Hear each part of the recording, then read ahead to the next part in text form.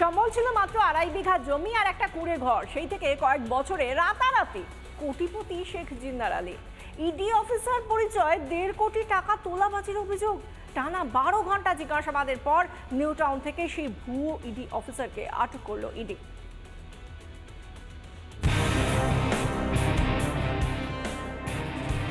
বর্ধমানের রায়নার খেমতা গ্রামের বাসিন্দা শেখ জিন্নার আলী।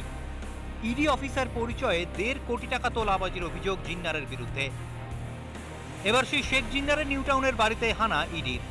মেমারির বাসিন্দা শেখ জিন্নার আলীকে নিউ টাউন থেকে আটক করে ইডি। 12 ঘন্টা ধরে চলে ম্যারাথন তল্লাশি। সন্ধ্যে 6টা নাগাদ তদন্ত শেষ ইডির। বাজেয়াপ্ত শেখ জিন্নার আলীর গাড়ি। শাসক দলে যারা বিধায়ক রয়েছেন তাদের সঙ্গে একাধিক তিনি ছবি তুলেছেন, ছবি রয়েছে তার সাথে, ঘনিষ্ঠতা রয়েছে ছবি, এবং তার পাশাপাশি তিনি বিধানসভার ভিতরে গিয়েছেন। এই তৃণমূল শাসক দলের যিনি বিধায়ক রয়েছেন তাদের সাথে পূর্ব বর্ধমানের জামালপুরের বিধায়ক অলোক কুমার মাঝির সঙ্গে একাধিক ছবি দেখা গেছে। বিধায়করা জনপ্রতিনিধি, তাদের কাছে কেউ যেতেই পারে, ছবি তুলতে পারে, কিন্তু তার মানে এটা নয় তো যে সে যে অন্যায় করবে তার ভাগিদার হবে বিধায়করা। শাসক যাই বলুক না কেন, তাতে বিরোধীদের মুখ বন্ধ করা যাচ্ছে না। শাসক দলের খুব ঘনিষ্ঠ বিধায়কের সঙ্গে একাধিক সেলফি, কাজল শেখের সঙ্গে তার ছবি, এবং বিভিন্ন তৃণমূলের মঞ্চে তাকে দেখা যাচ্ছে। দিনের পর দিন ইডি পরিচয়ের আড়ালে তোলাবাজি চালিয়ে গিয়েছে জিন্নার। কার প্রচ্ছন্ন মদতে কুঁড়ে ঘর থেকে রাতারাতি কোটিপতি জিন্নার? আদৌ কি দায় এড়াতে পারে শাসক দল? রিপাবলিক বাংলা। 26-এর আগে পূর্ব মেদিনীপুরে বিজেপির জয় জয়কার। ফের এক সমবায় গোহারান হারল তৃণমূল। খেজুরির কামরাদা দেউলবাড়ি সমবায় সমিতির নির্বাচনে 8টি আসনে তৃণমূলকে হারালো বিজেপি। বিধানসভা নির্বাচনের আগে এবার কি তাহলে পালাবদলের ইঙ্গিত?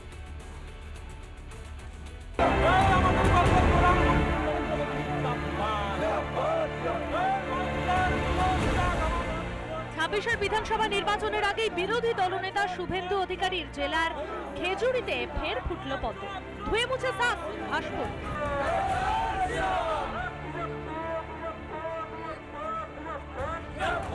পূর্ব মেদিনীপুর জেলার খেজুরির বারদেউলপোতার সমবায় সমিতি নির্বাচনে সবকটিতে জয়লাভ করল ভারতীয় জনতা পার্টি। খেজুরি বিধানসভার কামারদা দেউলবাড়ি সমবায় সমিতির নির্বাচনের দাপট দেখালো গেরুয়া শিবির। সমবায়ের 8টি আসনে জয় ছিনিয়ে নিল বিজেপি সমর্থিত প্রার্থীরা। গেরুয়া ঝড়ে কুপকাত হয়ে গেল তৃণমূল। হারমাত, গুন্ডা, ধর্ষক তৃণমূল, চোর তৃণমূলকে খেজুরির মানুষ চিরতরে বিনাশ করবে। 2026-এ বিধানসভা ভোটে এই খেজুরিতে একটিও ভোট তৃণমূল পাবে না। মাত্র কয়েকদিন আগেই নন্দীগ্রামের কালীচরণপুর কৃষি উন্নয়ন সমবায় সমিতিতে 12-0 ব্যবধানে জেতে বিজেপি। খেজুরির দ্বারকানাথ সমবায় সমিতিতেও 9-0 ব্যবধানে তৃণমূলকে হারায় গেরুয়া শিবির। সংখ্যাগরিষ্ঠতা নিয়ে চতুর্থবারের জন্য সরকার গঠিত হবে। আমরা তার সঙ্গে পূর্ব মেদিনীপুর বেশিরভাগ আসন বিধানসভাতে নিশ্চিতভাবে জয়লাভ করব, এটা আমরা আশাবাদী। কিন্তু যারা 2-1টি সোসাইটি নির্বাচনে জয়লাভ করে যারা দিবাস্বপ্ন দেখছে তাদেরকে সেই দিবাস্বপ্ন দেখতে দিন। রাজ্যে একের পর এক দুর্নীতিতে শাসক যোগ, তার জেরে কি এবার সমবায়গুলিতে তৃণমূল থেকে মুখ ফেরাচ্ছে মানুষ? নন্দীগ্রাম ও খেজুরির সমবায়গুলির এই ফলাফল দেওয়াল লিখন কি পড়তে পারছে তৃণমূল কংগ্রেস? রিপাবলিক বাংলা। দুর্গাপুরের শিশু শ্রমিকের দেহ উদ্ধার বালিগঞ্জ স্টেশনে। মালগাড়ি থেকে উদ্ধার বছর 15 নাবালকের দেহ। কিভাবে মালগাড়িতে এলো এই নাবালক? প্রকাশ্যে চোখ কপালে তোলার মতো তথ্য উঠে আসছে। মৃত নাবালকের পরিবারের অভিযোগ, চলন্ত মালগাড়ি থেকে জিনিসপত্র চুরি করতে ব্যবহার করা হয় ছোট ছোট ছেলেদের। 20-50 টাকার লোভ দেখিয়ে চলে এই অবৈধ কারবার, কয়লার অবৈধ কারবার। মালগাড়ি থেকে কয়লা, আটা, চালের বস্তা নামাতে হয়, এই ব্যবহার করা হয় নাবালকদের। আর সেই চোরাচালানের জালেই পড়ে গেল এই বাচ্চাটি, এই নাবালক, এবং তাতে রেল লাইনের ওভারহেড তারে বিদ্যুৎস্পৃষ্ট হয়ে মৃত্যু নাবালকের।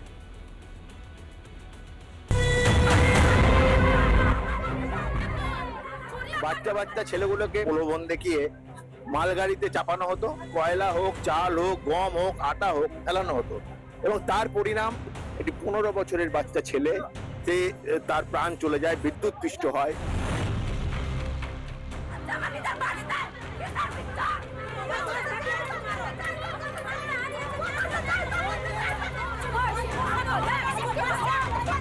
এই ওয়াগান যখন যায় এখান দিয়ে, তখন এই বাচ্চা ছেলেদের চাপিয়ে দেওয়া হয় এই ওয়াগানে। এখান থেকে মাল খালি করা হয়, কখনো কয়লা, কখনো আটা, কখনো গম। যখন যেরকম যায়, বাচ্চা ছেলেগুলোকে কাজে লাগিয়ে এই চলন্ত গাড়ি থেকে নামানো হয় এবং সামান্য টাকার বিনিময়ে পুরো এলাকা জুড়ে এই অবৈধ কাজ কারবার চলছে।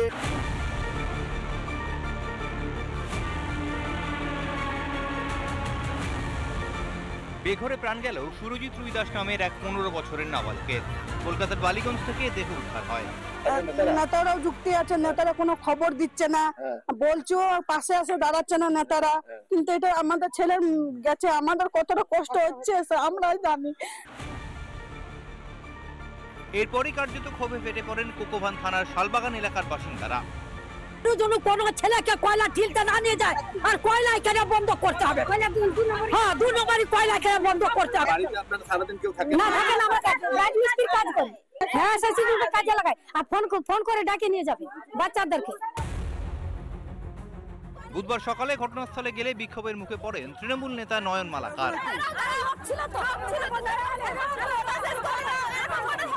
আমাদের গেছিলাম, রিপোর্ট দিলাম, ইনি বলছে যে তোমাদের মেলা শেষ হয়ে তোমরা বাড়ি যাও। কে বলেছে এটা নয়ন মালাকার, সাথে কুর্সি আছে, উনি নেতা, তৃণমূল নেতা। হ্যাঁ, কি বলেছে আপনাদের? বলেছে ফাংশন দেখতে এসেছো, ফাংশন শেষ হয়ে গেলে এবার বাড়ি যাও, সব নিজে নিজে। কথা হচ্ছে আমাদের তো ছেলে হেরেছে, আমরা যেতেই পারি, মিডিয়া যাব, পুলিশ যাব, থানা যাব, সবই করতে পারবো, তাহলে এই কথাটা বলা কেন হলো? যদিও বিক্ষোভের কথা মানতে চাননি তৃণমূল নেতা। ওরা যখন থানায় যায়, আপনি বলেছেন যে এখানে কি ফাংশন হচ্ছে, আপনি সেটা তো প্রশাসন বলবে। আপনি বলেছেন যে আচ্ছা, কে বলেছে একবার ডাকুন। প্রতিদিন এই শিশু সন্দেহ দিয়ে ওয়াগনের মধ্যে তুলে দিয়ে ওয়াগনের মাল লুট করছে, সরকারি সম্পত্তিকে লুটপাট চালাচ্ছে। তারা তৃণমূল কার্যালয়ে বসে এই মাফিয়ারা দুর্গাপুর চালাচ্ছে। পুলিশের কাছে সাধারণ নাগরিকরা কি অভিযোগ জানাচ্ছে, সেই অভিযোগ করতেও তৃণমূলের নেতাদের গাত্রদান হচ্ছে। তারা তাদের সেখান থেকে তাড়াতে পারলে মাত্র।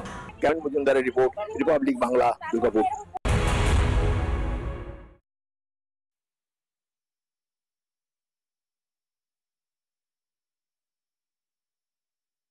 নানা ধরনের কন্টেন্ট দেখার জন্য লাইক করুন, শেয়ার করুন আমাদের ফেসবুক পেজ, সাবস্ক্রাইব করুন আমাদের ইউটিউব চ্যানেল।